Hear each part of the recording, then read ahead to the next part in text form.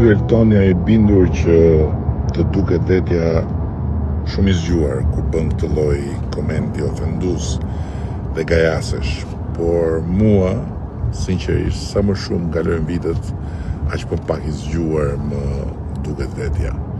Kështu që nuk po të them çfarë mendoj unë për komentin tënd dhe për hyrjen e Shqipërisë. Po të pyes ty, po bëhen, do ta kishte Zili Vall Nastradini sipas teje, me që do të na fuz dëgjirin e saj sa më parë?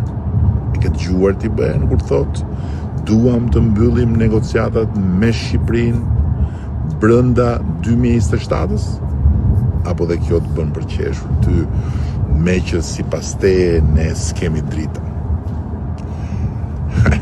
Faleminderit gjithsesi për atë gigantin, se një të vërtet vogël e ka edhe kjo, jo thjesht nga që unë jam i gjatë, por nga që e kam kaq të madh durimin sa merrem edhe me komente si tuat, duke mos harruar se sado i zhytur të jetë në kënet dikush që bën këto komente, është detyra ime ta respektoj si qytetar i këtij vendi gjithsesi.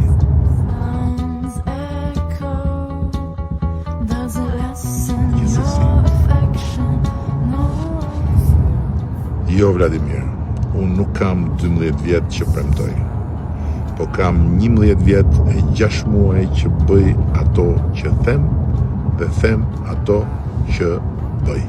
Se po t'isha si bufi, edhe Shqipëria do ishte si e bufit. Një vend që se merrte askush seriozisht, një vend i zhytur në borxhe dhe në kriminalitet, me mbi 100 e kusur vrasje në vit, me qytetet rënuara nga harresa, me i turizëm që mbaj gjallë vetëm nga patriotizmi i shqiptarëve në Kosovë dhe në Maqedoni. Po sot vetëm kush nuk do të shoh, nuk sheh. Dhe s'ka më të verbër se ai që i ka syt, por refuzon të shikojë. Apo më shurt se ai që i ka veshët, por nuk do që të dëgjoj.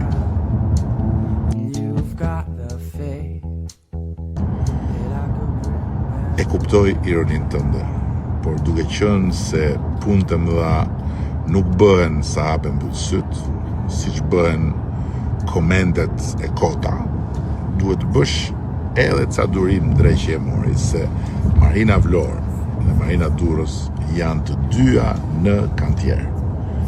Po deshe mund edhe të shkosh ti shohësh vetë dhe të kuptosh se çfarë pune kolosare është bërë e po vazhdon të bëhet në dy hapësira rënoja shoqëmyresh deri dje.